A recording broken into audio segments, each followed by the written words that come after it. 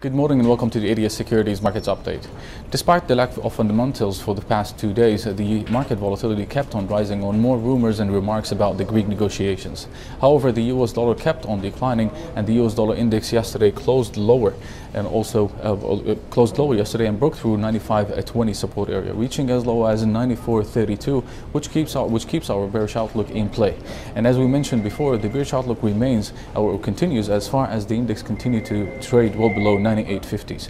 And in the meantime, the next support area stands at 93.89 and followed by 93.13, which could be seen today or even the next few days, and the catalyst for such a move might come in through today's economic releases. On another note, the World Bank cuts the global GDP again, estimates toward 2.7% down from 3.2, and moreover the World Bank joined the IMF and urged the Federal Reserve not to raise rates and to delay the first rate hike toward 2016 instead of this year. And this is the second warning for the Federal Reserve in a week, and a week only before the Federal Reserve decision. However, we still believe that the Fed will keep the current rates on hold in June's meeting, at least in June's meeting. As for the Asian session today, there were a collection of economic releases and events from New Zealand and Australia which had a notable impact across the markets. Beginning with New Zealand, the Reserve Bank of New Zealand decided to cut or surprise the market with a rate cutoff at 25 basis point toward 3.25, down from 3.5%. And moreover, the bank noted that the 90-day track suggests one more rate cut ahead. But the bank also said that this is not an insurance rate cut, or today's decision is not an insurance rate cut, and this decision is driven by terms of trade flow. The bank also explained that delaying the OCR rate cut would mean more aggressive cuts later. And the bank finally also reiterated that the Kiwi is overvalued and further declines would be justified. As a result of this decision, the Kiwi tumbled across the board against the major currencies, all the major currencies, with more than 2% against, including the dollar, including the euro, the sterling, the Swiss franc, Japanese yen, Kiwi, and also Aussie, and even the loonie. And also don't forget that the declines were more than 2% across all the currencies. Also the Kiwi dollar declined by more than 200 pips back towards 0.70, down from 72.02 before the decision, posting another 5 years low. And the main key support for now, or for the time being, stands at 0.70, which is a psychological support area for now, and a breakthrough that support may lead to another sharp declines toward 69.48, but more importantly it's the 68.69, which represents its 50% Fibonacci on the longer term from 2008 lows to 2011 highs. In Australia, the jobs report came in also much better than expected. The employment change added more than 42,000 new jobs in June compared to a decline or losing 13.7 thousand jobs in May, while TME anticipated to add around 12.1 thousand new jobs only.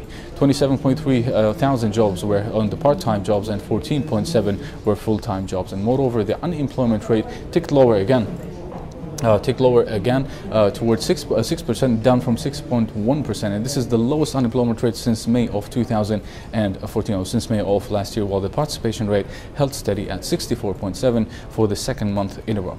As a result, also the Aussie advanced across the board today, rising the most against the Kiwi with more than 2.6% of gains, and the Aussie dollar also advanced by 0.12% so far, reaching as high as 77.93. However, the Aussie is still stuck below its 50 and 100-day moving average since the beginning of June, with no clear break above those moving averages so far, and this is the second attempt to break above them. A failure to do so, or failure to break today above these levels, would lead to another downside pressure. However, yesterday's close seemed very bullish on the daily and the 4-hour chart, which suggests further gains ahead, but more confirmation is also needed. If the pair also breaks above the resistance, or that resistance which stands about 77.90, another rally could be seen towards 78.20 and even 78.80s in the next few days. The Chinese figures also came in with mixed outcome today. Earlier this morning, the industrial production first of all showed a better reading, rising by almost 6.1% in May, up from 5.9%, while the estimates were to rise towards 6%. This is on a year-over-year basis. The retail sales came in also as expected, rising by 10.1%, up from 10%. And finally, and this is the only negative number for China today, is the fixed asset investment was also slowed down more than expected, declining toward 11.4, down from 12%. And this is, or while the estimates were to slow down toward 11.9% only. And also, this is the lowest since 2000. However, these figures are not enough for another intervention by the People's Bank of China anytime soon. As for the European session ahead, there are no economic leaders today except the French CPI, which is unlikely to have a notable impact on the market, but the estimates are to rise by 0.3% for the month of May compared to 0.1% in April, while the year-over-year CPI may rise towards 0.3 up from 0.1, which would be also the second year-over-year increase in a row and the highest reading since November of last year. Going forward to the US session today, many economic figures will be released, which likely to have a major impact on the market, especially if they come in with positive or negative surprises. Beginning with the retail sales today, the estimates are to rise by 1.2% in May after showing no growth in April, which would be the biggest monthly increase since March of last year. And the core retail sales also is expected to rise by 0.8 compared to 0.1% during the same period, which would be also the biggest monthly increase since February of last year and the third monthly increase in a row. The weekly jobs claims is expected to rise by 1,000 claims toward 277,000 last week compared to 276,000 the week before, and the import prices may rise by the most since February of last year, and the estimates are to rise by 0.9% in May after declining by 0.3% in April, which would be also, and this is the chart for the import prices, this would be the first monthly increase since June of last year. Finally, the business inventories may rise by 0.2% in April compared to 0.1% in March, which would be the biggest increase in almost 2 months. Going forward to some technical analysis today, the euro tried to break above 1380 resistance area yesterday, but it failed to do so, and the pair also eased back most of its daily gains yesterday at the end of the US session on more remarks and rumors about the Greek negotiations. However, the short-term outlook remains bullish. Another test for 1.1380 could be seen today, but this time a failure to break above that resistance would lead to another decline well below 1.13 again. However, a break above the 1380 would clear the way for further gains above 1.1430.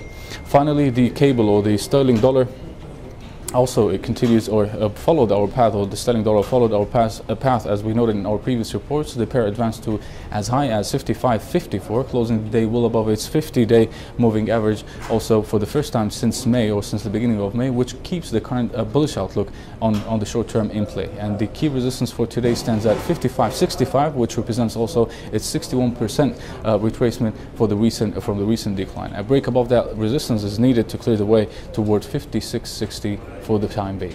This is it for today. You can follow us on our social media sites, Twitter, Facebook and YouTube to get the latest economic releases, reports and analysis. Thank you for watching. I'll see you once again next week.